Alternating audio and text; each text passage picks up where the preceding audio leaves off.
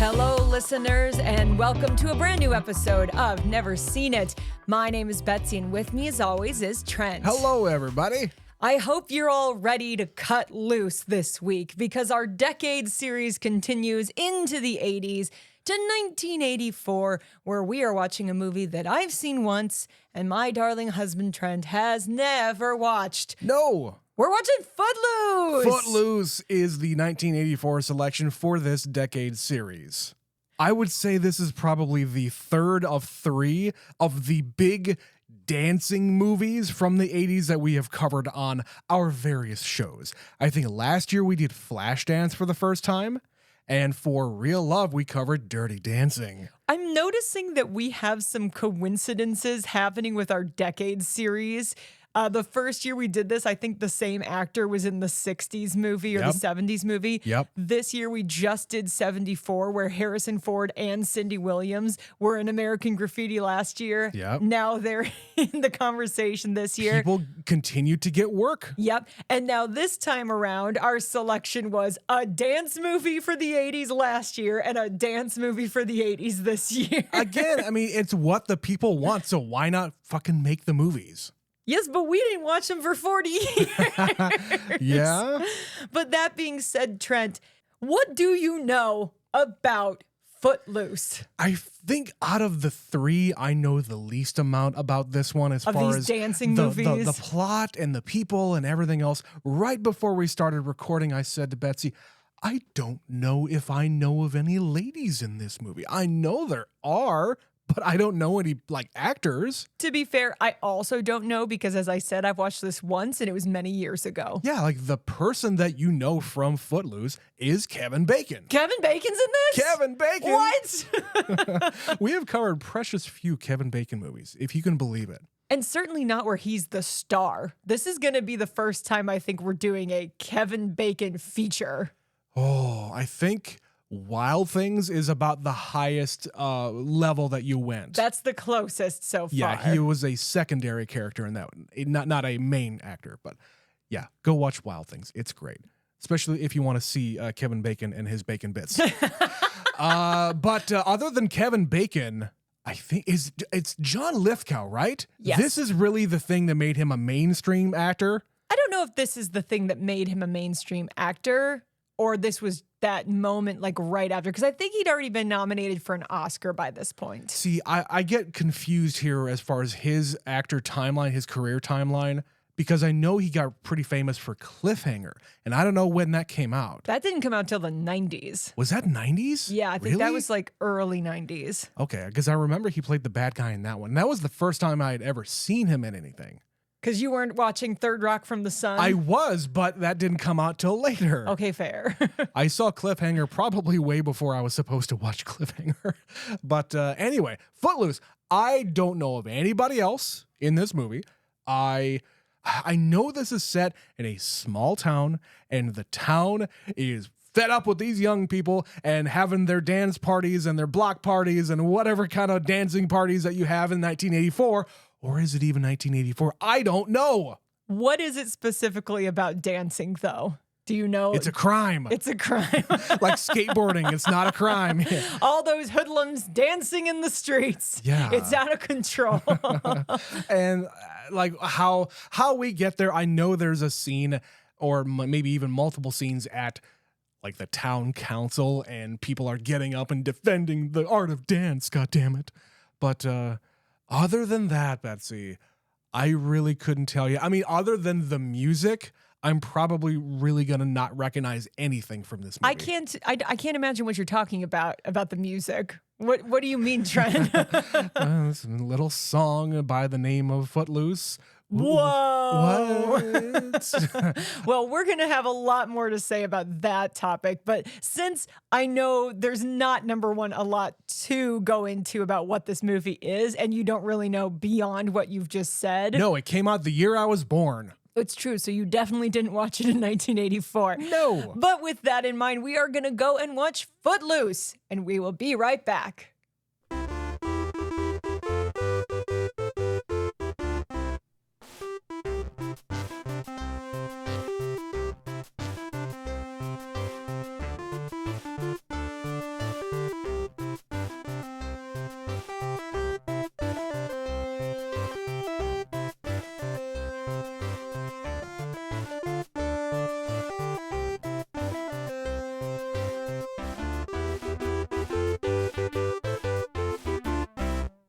And that was Footloose. Trent, how do you feel after that one? Energized. Energized. Yeah, that was fun.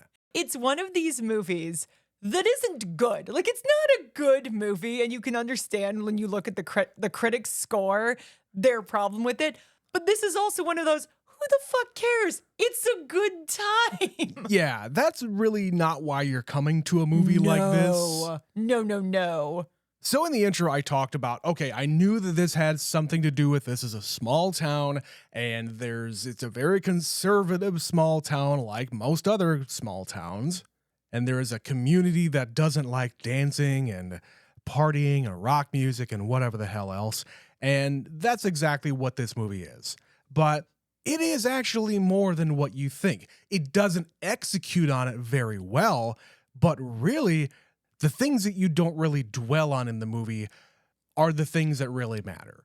Like the subplot of Ariel's parents who lost their older son to a tragic accident, which caused this entire snowball effect of the town coming together to say, no, it wasn't the fact that they were reckless. It wasn't the fact that they were drunk or it was an unsafe road or anything like that. No, it was all of this other stuff, and we have to help protect everybody else from now until eternity by banning all of these other things that may or may not have had anything to do with what happened. Yeah, it's a town that is grieving a tragic event, but instead of taking time to think about what really caused this, they look for someone or something to blame. Yeah, you have to have a scapegoat. Yeah, and so they kind of keep going back. Well, it wasn't the fact that they were drinking. It's the fact that they were at a dance, and at a social event is where you would be drinking and doing drugs. So it's not the fact that they all decided to drink and drive. It's the fact that there was a dance.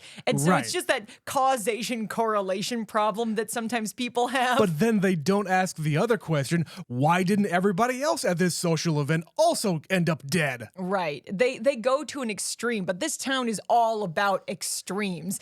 And they've got like those people that are like, we have to burn the books and ban these books in this town. And it's like the worst version of conservatives in America. Even today. Even today. So it's kind of weird to watch this now where we know that there are some of these people who are very, very, very loud on television and on the internet because all of a sudden it's a much more accessible message about let's burn the books because we have to protect our children. But again, going back to the subtext of this other couple, the parents of Ariel, he doesn't actually let it get that far. What you really need in a situation like this is somebody from their side. Not only do you have the John Lithgow character standing up and saying, no, don't burn these books because how dare you sit in judgment of other people. Let them exist. We can preach about the evils of within, but you're not going to prevent other people from discovering such things. The devil lives inside of you. Yeah. Who are you to be the protector of everybody else's souls in this community? Exactly. And this is coming from the Reverend, who has been deemed the protector of everybody's souls in this community. Exactly. And at the same time, you also have his wife, the Diane West character. She stands up and says, hey, I want to hear from the kid. Let him speak because he's certainly got something to say that you need to listen to. Yeah, you made a comment while we were watching that John Lithgow's character is a complicated guy. He is. And it makes an interesting layer to this film is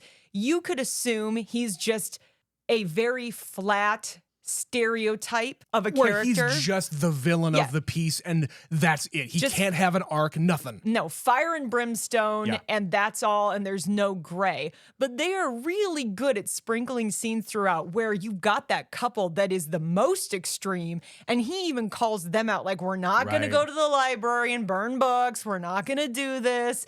Cool your jets, go home. Yeah, this guy is basically looking for permission, not only from the town reverend, but from one of the council members of this town, which is exactly one of the reasons why you should never mix church and state. And I'm not going to get into that. We're going to talk about dogma next month, if I haven't said that already, but we'll get to that on Patreon. But if I'm being honest here, I think the John Lithgow character is the most interesting out of everybody in this entire movie. If I'm really going to look at it analytically, which we are, that's why we're doing this. And their relationship as a couple, I think, needed to be examined a little bit more, because really at the end of the movie, when the party is going on, you can hear the music in the background, you can see all the lights are up, and they're just by themselves alone. And it's almost as if they want to go and participate, because they remember, the wife is trying to have him remember when we were that age? Remember when we used to look at each other with lust and all of those other things that you do when you're in your 20s? And it's also this, it's less of an empty nest syndrome, because they already lost a son. They would have had 2 children out in the world, and this is going to be their final one. But now they only have the one. She's the one about to go off to college. She's the one that they're about to lose, and now they have nothing. But they've been overprotective of her ever since then. And of course, like any preacher's daughter, she rebels anyway. She probably would have been a bit like this regardless of the state of the town and her brother dying. All of that probably still would have happened with her being a little bit of a wild child.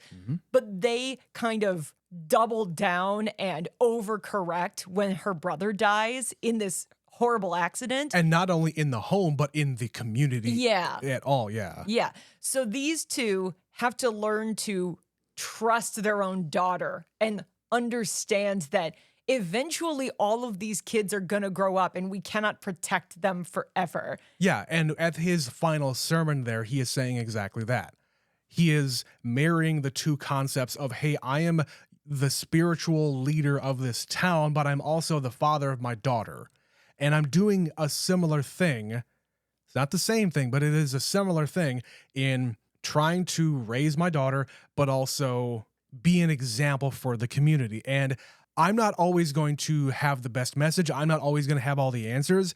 And I'm not always going to do the right thing by my daughter. He says something about first-time parents, and a lot of times they make a lot of mistakes. They make tons of mistakes. Exactly. And you're never going to be perfect. All you can do is hope and pray, in his case, that I did the best job that I could. Yeah. I can't force whatever it is that I'm saying up here into your soul. Well, and they've already gone out of their way. Like, the kids have said, can we please have a dance? Like, they're trying to go about it the right way. They're not going to sneak around and just do it without permission. They actually try to approach it and say, hey, you know, maybe there was a time where we needed to outlaw dancing, but do we need to do it now? Because we think that time has passed.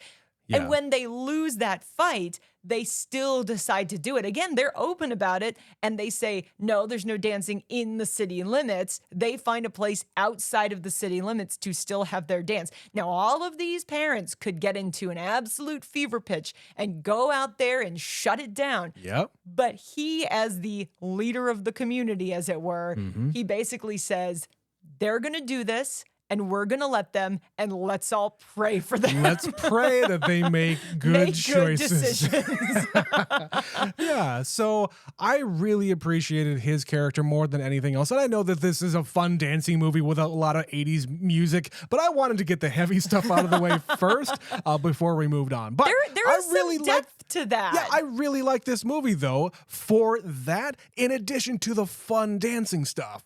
Well, before we get into all that, let's take a quick break for a word from our sponsor.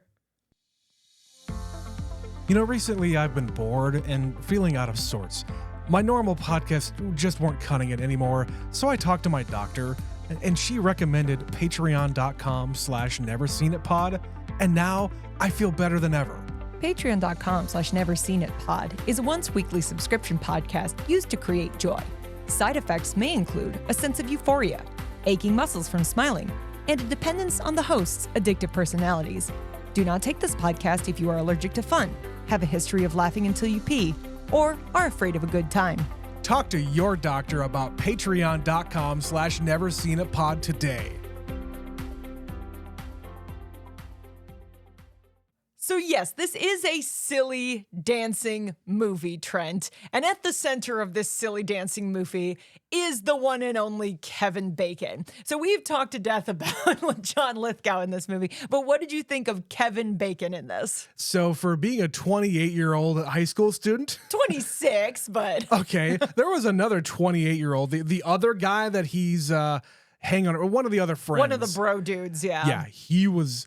Wow, dude. I will never understand why in the 70s, 80s, and 90s they cast so many older folks for teenage roles. I think if you looked at it in 1984, it didn't feel that bizarre because there's that phenomenon that we always talk about where you look at pictures of people our parents' age. Like if we looked at your parents' high school yearbook photo, they probably look about 40 years old when they're 17, just Yep. because of how they're made up. And in the 80s, even though Kevin Bacon was 26 years old, he probably looked very, very young because he was an unknown actor. People didn't have any association with him except for a couple of movies. This was the first time that he had a big starring role.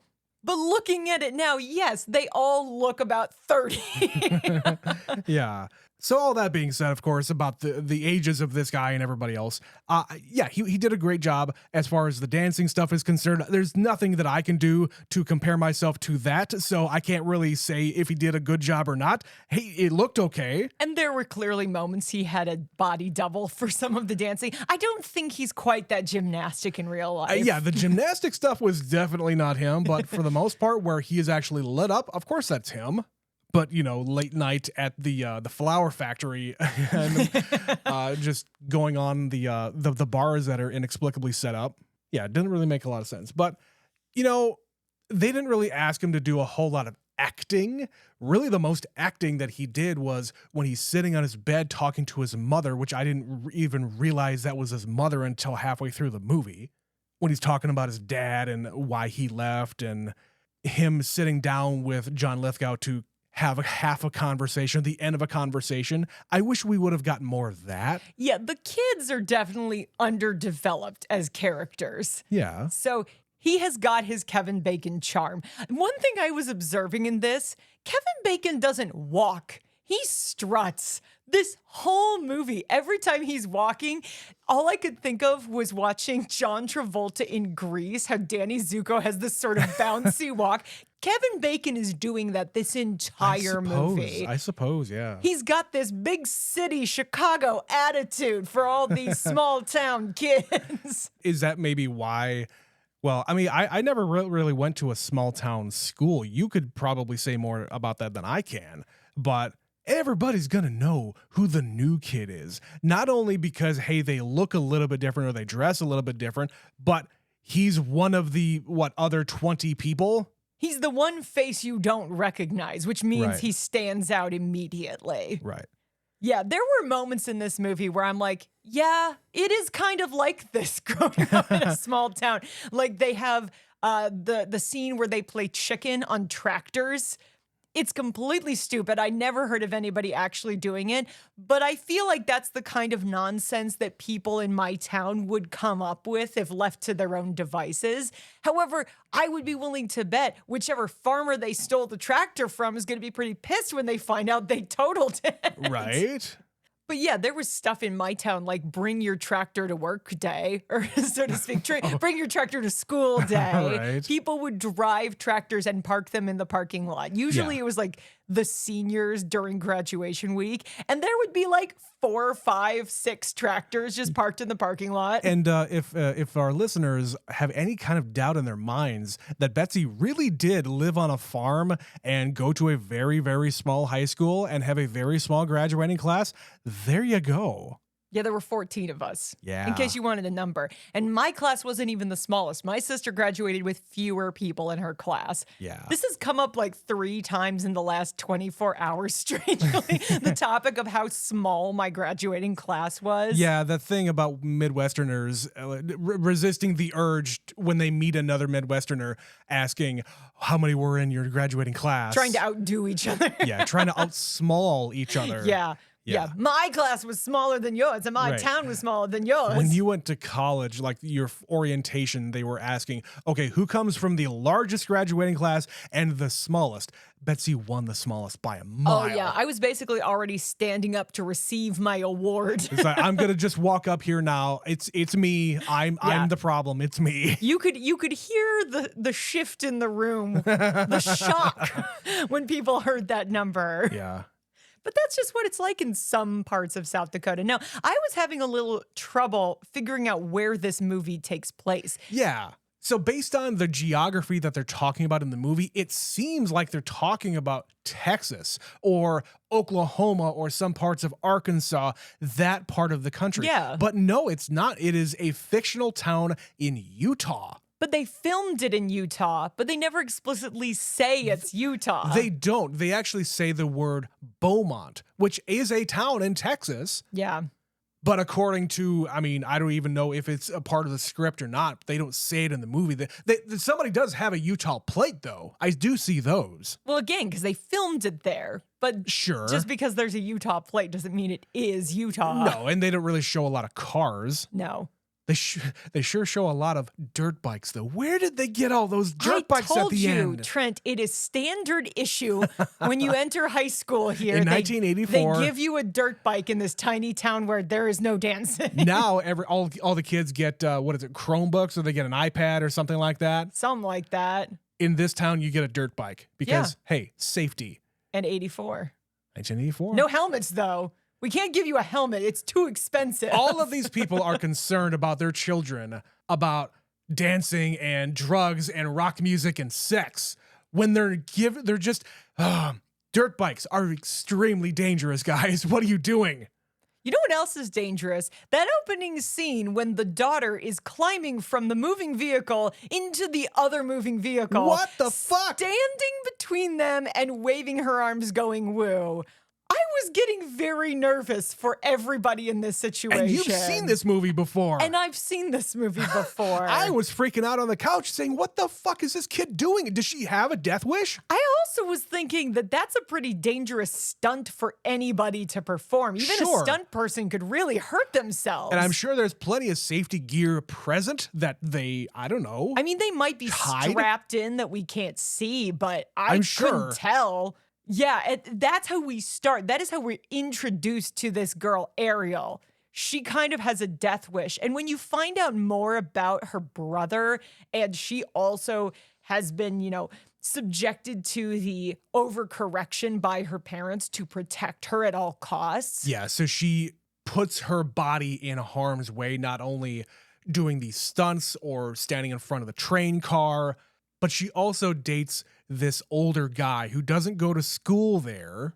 Yeah. Clearly, because he doesn't ever go to class. Yeah, she dates the bad boy driving the truck with the boombox in the back, which I did appreciate. But I think her philosophy on it is, I am young and I'm still alive. It's an extreme way of expressing that you are still alive. Yeah. But clearly that's what she's trying to do. And she's trying to shake it out of other people. And of course, she's that stereotypical, like, I'm going to get out of this small town and live my life. Yeah, like when they're on the picnic blanket after they clearly just had sex. And they're not really referring to that, but he's got his shirt off and she's putting her gear back on. So yeah, they were fucking. But I would say, girl, you're about to graduate high school. You're about to go off to college. Just wait. Just wait. Do not waste your time with any of these fucking country boys.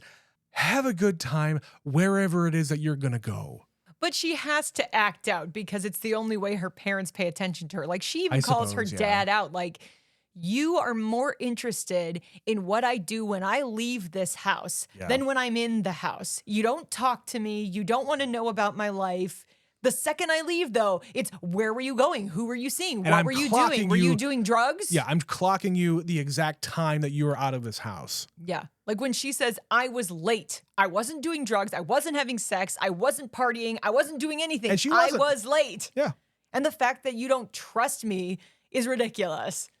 But yeah, her character, she's fine. I think she's a bit extreme and she goes on this like weird swing where first she's with that one guy, and then after the game of chicken, she's like, oh, well, maybe I like this guy instead. Yeah, and she kind of gets her friend, Sarah Jessica Parker, to scope out what this other new kid's deal is, like get his entire schedule so that she can just intercept him at some point. What kind of weird stalker shit are these people into? And it almost feels more like she wants to pursue this because it'll make her dad mad than her actually having a genuine interest in Ren, because it turns on such a dime. Yeah, because she's the friend also makes a joke about, oh yeah, and at this time he bites the head off of chickens. Yeah, and speaking of that friend, I did not remember Sarah Jessica Parker was in this movie. I mean, she's barely in it, but she a baby. Yeah, and this is, again, she had done Broadway before this. She had been on the stage. She'd been in Annie, of all things, if you can believe that. Okay. So she had some experience in musicals. I don't know how many movies she had made, because this is a year before she made Girls Just Want to Have Fun, another 80s movie about dancing. But I would argue that there is an interesting domino effect that we're kind of watching here, where 1983, Flashdance comes out. It's got this massive soundtrack. It's a huge movie. It's not very good, but it's extremely well received. It's entertaining as hell. It's entertaining. So many people went to it. That almost assuredly greenlit Footloose. And then Footloose comes out, and it's the same thing. They're trying to capture that magic. And it's also not good, but people don't care because the soundtrack's amazing and it's just fun. And then in 1985, we got another one, because I'm telling you, you haven't watched it yet, but Girls Just Want to Have Fun is a silly movie with a silly soundtrack with a lot of dancing.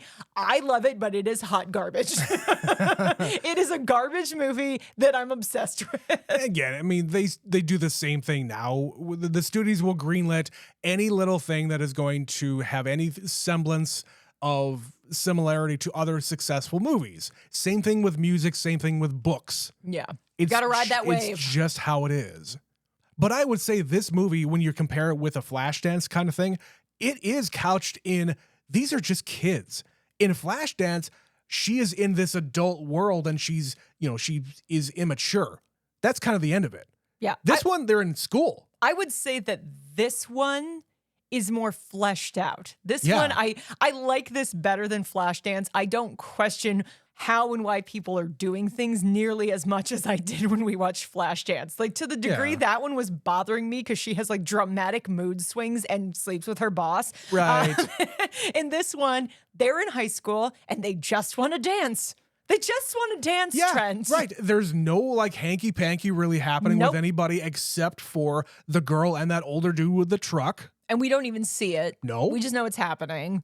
But they're trying to shake their parents out of their stupor. Like, you have been stuck in this mode of grief for 5 or 6 years now. And it's time for everybody to move on. We've all moved on. The kids have moved on, and we're the fucking future of this town. And like most small towns, a lot of them go defunct. You know, they just fall apart years and years down the road.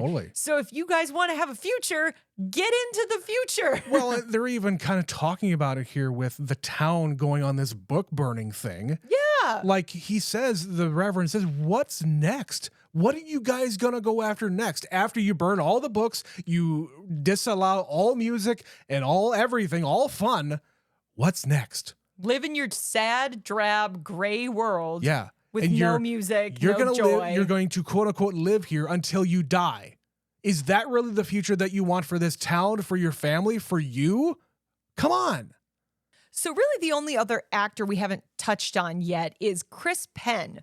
Yeah. I assume this is like his first, or certainly among his first movies. Yeah, I think he was 19. He was a baby. He is so young in this. Like, when you're used to 90s Chris Penn, when you're used to Reservoir Dogs Chris Penn, right, who looks like a grown-ass man, and that isn't that many years after this movie. And Chris Penn is this guy who is the perpetual, like, he's got a baby face. Yeah. Even in Reservoir Dogs, he's got that kind of baby fat on his face, and he just looks young, but he's, doing what he's doing in Reservoir Dogs. But here he's like young and skinny and naive and awkward. And awkward. Yeah. And I like that. That was one of the only actual teenagers in this entire movie. The other one being Sarah Jessica Parker. I like how he and Ren meet because Ren bumps into him in the hallway and he tries to start a fight. But when Ren throws the insult back in his face and makes him laugh, all of a sudden he's like, "You're all right. We're friends now." Right. Yeah. And then we get to the whole subplot that he can't dance. This whole movie is about dancing. And Chris Penn's character is like, well, here's the problem. I do not know how to dance. And we get an entire training montage. Yeah, it's a training sequence of dance. Kevin Bacon teaching Chris Penn how to dance to the tune of "Let's Hear It for the Boy" from this movie. And I read this, and this is so adorable. They put that in the movie because Chris Penn genuinely didn't know how to dance. And by the end, when they actually go to the dance and he's out there on the dance floor, holy shit. So much of it is just being comfortable moving your own body. Like, you just have to shake it out of you. You don't have to be a good dancer. Most people are bad dancers. But if you are dancing from your soul, nobody's ever going to tell you you're a bad dancer. Not to your face, anyway. Yeah, I mean, if you were trying out for like a professional ass thing, you're not going to do that. You're not going to get a part. No, and I am one of these guys that I can't dance. I have rhythm, but I don't have the control and confidence in my own body. I could learn it. I'm sure I could, but no. Yeah, I have the same problem where I have to learn choreography. Yeah, often. you get on stage. I get on stage, I do shows, and I'm learning actual steps in choreography. And it is the most infuriating night of rehearsal for me because I don't learn that well. And I can dance, but I don't do it immediately. Like, I have to practice and practice and practice by myself. Without the pressure of other people around me. Yeah, and you learn differently than a lot of other people because some of those people that you perform with actually have a background in dance and just being on the stage. You don't. No, they see the choreography once and they're like, "Okay, I have it." I'm like, "I'm going to go cry in a corner. Talk to me in 4 days and I will have the choreography down." And I mean, you do the thing like Annette Bening does. You didn't screw up once. I know.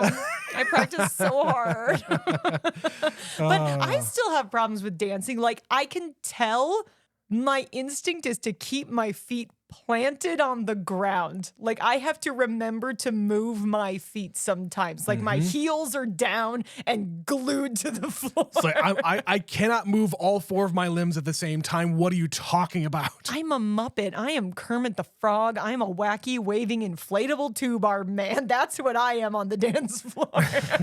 You're better than that. Well, that's how I feel inside, though. Spiritually, that's the motivation. That's what you have to capture, Betsy, and bring it all out on the dance floor. But I want to talk about Footloose some more. Well, let's talk about Footloose by Kenny Loggins. Oh, man. Betsy, am I going to have a little bit of blasphemy here in this movie about blasphemy and say Footloose is maybe the better song than Danger Zone? I was going to ask you this very question. Oh, shit. So Kenny Loggins was the guy. If you wanted a song in the 1980s for your movie, Kenny Loggins was the guy you called. He wrote the song from Caddyshack, "I'm All Right." He wrote Footloose, and he wrote Danger Zone. He had some other ones in here too, but those are like the big three. How much fucking money did this man make just off of those three songs? He could fucking retire off of Footloose. He basically did. After the 80s, after he got all of his money, did you see any Kenny Loggins music released in the 90s or thereafter? No. I didn't. No. Or if he was doing it, none of it was mainstream. Yeah. He was just kind of quietly putting out his music and existing. Because, these are some fucking bangers. Oh, my God. Footloose, it is really an earworm. It is hard to not want to dance when Footloose is on. Just tap your feet. Just tap your feet to it. That's all you need to do. And this movie is aggressive about that song. Like, it starts, just go. It is just people's feet dancing to Footloose. Yeah, you literally got the production company logo and then boom, hit them with the Loggins. Everybody cut Footloose. Yeah. And they play the whole song. They play the entire thing right at the beginning. I can't remember if they sprinkle it throughout. I don't think they did. They don't. They do think- other login stuff Yeah. and other songs. I but think it's at the beginning and then it's the last song too. Yeah. And same thing. It's just when they have their dance, you get to hear the whole song and there's fucking glitter coming from the ceiling and there's balloons and stars and every child there is dancing. Glitter. It's really, really hard not to get jacked up listening to Footloose. That last scene of everybody dancing was so good. It was so fun. It's so fun. And the practicality of sprinkling glitter on everyone the whole time is it's not a well thought out concept, but it looks so cool on screen. Well, they also had, did you notice, early on in that entire sequence, they had the kind of red and blue and white lights surrounding the frame. Yeah. They had like lights on the camera or something. Right. They didn't do it through the entire thing, but they also had the kind of soft focus on this stuff as well. Yeah, I don't know what they were doing, but I enjoyed it. And now I want to throw you a Footloose final senior prom dance party for your 40th birthday. Oh, God. That's what we're doing. You're going to wear a polyester suit. I'm going to sprinkle glitter on everyone. Oh, God. We're going to play Footloose for 6 hours. Betsy, honestly, because of my background here, all I was thinking about during that scene, I mean, other than the fact that I was having fun, but this is a food warehouse. Yeah. They have to store food here where the glitter is. Oh, no. How are they going to get all of the glitter out of here? You can't. I mean, those kids were... You got to burn that building down. No, those kids were really responsible before the event started, and they cleaned that entire basement warehouse. I'm sure they will be responsible afterwards. However, I would think you'd have more of a problem with the logistics of where was the glitter coming from. Well, that too. Because they're in a basement. It's like somebody was in front of a fan just throwing handfuls. That's probably what they were actually doing. Probably. But I mean after the fact. Yes, they moved all the food out of there, but you still got to use this as a warehouse for food. This is true. You got to move that stuff back in. What are you doing? Now with free glitter. That's what you do. You add a label, now with free glitter. I mean, if it's edible glitter, then there's nothing wrong with it. There you go. We'll do edible glitter. All will be well in the world. But that's not the only original song. That got nominated for Best Original Song at the Oscars. And so did Let's Hear It for the Boy, which originates from this movie. You also got Holding Out for a Hero. You got fucking Bonnie Tyler. I didn't remember that song comes from this movie. It doesn't seem like it should come from this movie, though. It seems like it should come from a fucking action movie or even a comedy, but no, not a movie like this. That one and Let's Hear It from the Boy seem to have transcended this movie. Definitely. Especially Holding Out for a Hero. It doesn't sound, like you said, like it belongs in Footloose. It sounds like it belongs in a Rocky movie. Yeah. Seriously. It does give off that, running up a step triumphantly kind of vibe. Maybe when we eventually watch the rest of the Rocky series, we'll be pleasantly surprised. Maybe. But I don't think our listeners know this, Trent, but I have this soundtrack on vinyl. That's right. You won this thing. I did. We went to an Oscar party. I think it was at last year's party. 2 years ago, yeah. And I got second place, and they just had a bunch of random movie-related prizes that they had gotten from the local used movie store. Yeah. And they had an original 80s vinyl of Footloose. This shit is not new. It is vintage, and I'm obsessed with it. So I'm just yeah, Footloose! I was very excited in that prize. I kind of forgot that you got that. Oh yeah, it's over there. It is literally right next to us, next to our 70s/80s equipment, our audio equipment. Yeah, the stereo that would play it. The record player is the only thing from this decade. Everything else is the record old. player is the newest thing in this entire thing, which, by the way, we should probably get a different record player. No, I want to have the ancient with the new. We have a dual tape deck player. We have a stereo receiver and a 5-disc CD player. Why? Because we could. All from the 80s and 90s. Because we could. And I do believe that the Curtis Mathis speakers were from the 80s. They look like they're from the 80s anywhere. I tried to look this up a long time ago.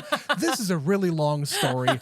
But I inherited all of this equipment from my uncle who was getting rid of some stuff. And I asked him years ago, if you could please, if you're going to get rid of this stuff, could I please I don't think your own children would like this stuff.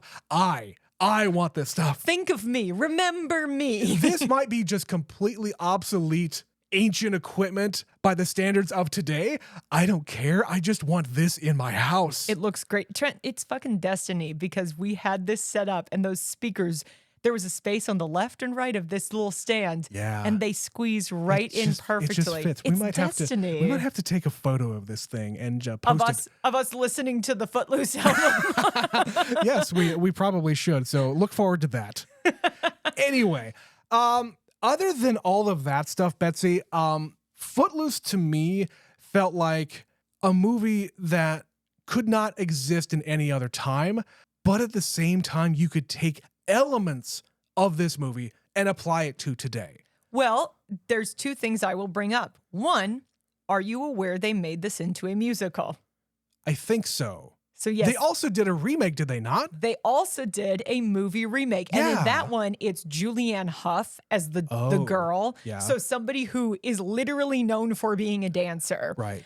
I don't know how that movie was received, but Probably poorly. considering it just sort of came out and I haven't heard anybody talk about it since, I'm going to go with it doesn't need to exist. Yeah. I'm curious if they kept with the rock music and whatever, what this movie is How talking they about. change it. Yeah. What is the difference? Yeah. How do you modernize this story about a town that outlaws dancing in 2020 or whatever they made it, 20 teens anyway? It was the teens. Yeah. You know, you and I have often talked about maybe we should do an entire series where all we do is watch the remakes of movies we've already covered because we're getting to have a lot of them at this point. We've talked about doing remakes like we did the Karate Kid way early on. There's been Total Recall, sequels to that. RoboCop, Yeah, Point Break. Yeah, Point all Break. of the stuff that we've covered already have remakes, and you just never hear about them because the original is so iconic. and the remakes suck. Most of the time, yeah. So why would you ever want to remake a movie like this when it is so iconic for the era? Right. Unless you're going to do a spiritual sequel or reimagining, and don't call it Footloose. Yeah, well, like when we talked about Twisters a few weeks back. Right. Twister and Twisters live in the same universe but are different things. They're very, very separated. And you can love that or you can hate that, but we loved it. So Yeah, we liked it. I don't think we would love a Footloose remake though, because this is just an hour and a half or however long this was of just silly nonsense. Yet they have two fucking montages here to pad the movie. Yeah, this movie does not need to even be as long as it is. We could cut out so much and still get the point across. Yeah, you had the first scene where all of the people, the feet were dancing. You could cut that out. You could cut out both of the montages. Why did we have to have a fight at the end of the movie? Why did the bully have to show up one more time for them to beat him up? Right. That doesn't need to be in this. We already hate him, so what the fuck? Right. So speaking of hate, or let's call it love-hate relationships, specifically as it pertains to Kevin Bacon and Footloose. Okay. So we're now 40 years beyond this movie being out, and it is a movie that has defined his career. Like, you cannot argue that. I think he's very grateful for Footloose, and I even think he embraces Footloose for the most part. To a point, he does, yes. Some people who have an experience like this distance themselves as much as they possibly can. But they had the 40th anniversary in the beginning of this year, and Kevin Bacon actually went to the tiny town where they filmed Footloose and went to the high school, and they gave him a an official Kevin Bacon Letterman jacket for the high school. And he has done recreations. I know there was a couple years ago, he was on Jimmy Fallon's show where he did a cold open of him dancing in the jacket to Footloose in the hallways of 30 Rock. So he does, to a point, embrace it. But there's also something about, he did an interview with Howard Stern where he admitted he will go to weddings and pay off DJs to get them to not play Footloose because everybody sees him there and they expect him to dance. And he doesn't always want to be the guy from Footloose. Yeah, there are a lot of people who they get famous when they're relatively young anyway. And maybe they did a silly thing like people talk about Tom Cruise and doing the risky business dance. That or like singing, "You never close your eyes." Yeah, Tom Cruise has very much outgrown those roles. And you can say a lot of things about just the man himself, but I'm never going to define him for one scene in a movie. No, and Kevin Bacon has managed to have a hell of a career. Absolutely. I'm surprised we haven't covered more of his movies. It's weird because there's a stretch of movies where he is the star, but I would say the bulk of them, he's a supporting player. And some people just fall into that groove, and that's kind of the way it is. He's always outstanding in them. Sure. But he's just not the star very often. He is a star amongst stars, typically. He's at least a name. Yeah. If you can get Kevin Bacon in your movie, then it lends it a little bit of extra credibility. Well, and there's the joke that he's been in so many movies. There's literally a game. Guys, listeners, I'm going to come closer to the mic for this. I want you to understand that my brain is so stupid with useless information. It's just full of nonsense. I used to play the Kevin Bacon game with my siblings in the car, like to and from town, because we didn't have anything better to do. And I don't play it very often, but it is a game when you know a lot of actors and a lot of movies that's really fun to play just because I like puzzles. Yeah, I don't know that you and I have really played this game, Trent, but I do enjoy the Kevin Bacon game. I don't play this game with you, Betsy, because you would win every time. I know. We wouldn't play against each other. It was usually a one-sided game where people would just give me names of actors. Sure. And that's how we would play. Is my siblings would challenge me. Betsy is the human IMDb. I don't want it. I don't want my brain to But be you like are, this, though. but it is there. I can't help myself. And you're not even that. There are people out there that are the human IMDb. The encyclopedia of knowledge. Sure, they watch so many movies over and over and over again. You barely watch one movie and you move on to the next thing, but you remember it. I don't. No. Well, like this movie, I said, I've seen one time. I don't remember when I watched it. I don't remember much about it, but as I'm watching it, I'm like, oh yeah, I'm remembering this movie. Right. Yeah, this is familiar. If I saw this movie 20 years ago, I wouldn't have remembered a goddamn thing. No, and it probably was almost 20 years ago that I did this, maybe not quite. And I think I thought it was fine, but didn't love it. But watching it with you today, I had a lot more fun. And I think it's because of the group experience. Like if I watched this in a room full of people, consequently, I noticed this while we were watching the movie. The local movie theater is, as we speak, showing Footloose. As we are recording this, our theater is playing Footloose now. So we could have gone to the theater to watch this. And I think that shared experience is what made this movie successful. Yeah. Like, if you're watching a screener or you're in like a special preview with like 5 other critics and you're all like, I'm here to take notes about this movie. Yeah, it's a piece of shit movie. Yeah, you're going to be a cynic about it. When this movie came out, it was panned by critics. Yeah. Like a lot of these kinds of movies, because it's not that kind of movie. No. The point of this is to go in, watch the kids defeat the bad guy, as it were, and overcome, and they dance, and Kenny Loggins sings, and what's not to have a good time about? Like, come on. So when we were picking our 80s movies, I think the conversation went something like this. So we're watching Footloose, right? Yeah, it's kind of the same thing we talked about when we talked about Mary Poppins. It just was like there were other things to pick from. We went through the entire list, but because I've never seen it, when the hell else are we going to ever cover Footloose? Here we go. Well, I'm glad you enjoyed it, Trent. So do you have any other parting thoughts before we move on from Footloose and jump into the 90s? They need to bring back drive-ins.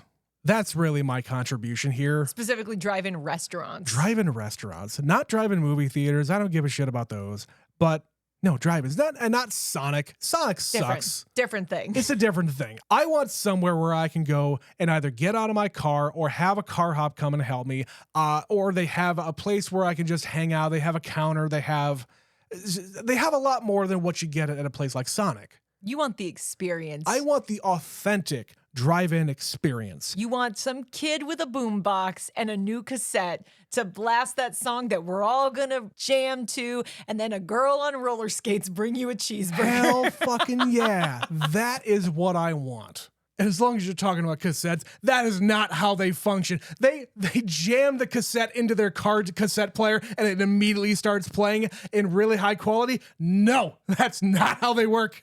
They do if you have to dance because you're angry. Yes. But no, I think I've said all I wanted to say about Footloose. I had a really great time. I'm looking forward to what we're covering for the 90s. Well, awesome. We would love to know, though, do you love Footloose? Do you love The Conversation and Mary Poppins, the other movies that we have so far covered in our decade series, this or any other year? Do you love Kenny Loggins? Do you also love Kevin Bacon, but you hate Footloose, to quote a song from the early 2000s? Yep. Please send your thoughts to neverseenitpod@gmail.com. If you don't want to email us, you can also send us a message on any of our social media platforms. We're on Instagram, Facebook, Twitter, all those places. Blue Sky. And we did get a message from longtime listener Mo about Mary Poppins. She said simply, Julie Andrews, chef's kiss. Dick Van Dyke, chef's kiss. All around, chef's kiss. A lot of kissing going on. That's because she loves Mary Poppins. Don't you? Yeah, it's pretty good. I like that. We did also get an email from our superfan Stephanie, also about Mary Poppins. She says, quite simply, this movie is so classic and holds a very, very big place in my heart. My grandma introduced me to Julie Andrews movies as a child, and I have loved her ever since. She and Dick Van Dyke are so amazing and fun. I have not seen the sequel, but I assume we will watch it at some point. My daughter has not asked for it. I'm 100% on board with Trent's God theory, and from now on, my version of God is a tap-dancing vagrant with a bad fake accent. Hell yeah. Thank you for providing that bit of joy for me. I had something there. Yes. And you are not the first person to say something about that, Stephanie. So if you don't know what we're talking about, go back and listen to our episode about Mary Poppins, because Trent has an interesting interpretation. I have a theory about that movie. About Bert and as it pertains to the world in which Mary Poppins and him are occupied. Yeah, that was a fun one. It was a fun discussion about their theory. Yes, indeed. So yes, if you would like to send us a message like these two, you can message us, neverseenitpod@gmail.com, or any on the aforementioned platforms I just said. We would also love it if you would go to wherever you're listening to your podcast and rate us 5 stars. You could also, while you're there, write us a review. Not enough people do that. And I'm going to keep bringing this up when I'm the host, because I think people need to know. Just take the couple of minutes, get onto your app, hit the 5 stars, and write the review saying good. Or just put a smiley face or a thumbs up. Yeah. Tell us how you feel with emoticons. We like that. We're from the 90s. We call them, I say emoticon. We call them emoticons. I am old. But that is going to do it for Footloose. But Trent, the journey is continuing onward into the 90s next week. Speaking of old, the movie we're about to watch for next week is 30 years old this year. Which makes sense when I stop to think about it, but I also want to reject that information, because how could that movie be 30 years old? I am not that old, am I? However, Betsy, this particular movie we're going to be watching from 1994 is not necessarily for us. It's really for the Gen Xers amongst us. Because, Betsy, we're going to be watching Reality Bites. Which neither of us has ever watched. Which might be the quintessential Gen X 90s 20-something-year-old angsty movie. We're about to find out. Which is why we picked it. Yeah. But you're going to have to come back next week to hear more about what we actually think when we watch the movie. So until then, this has been Never Seen It. My name is Betsy. My name's Trent. We'll see you in the 90s.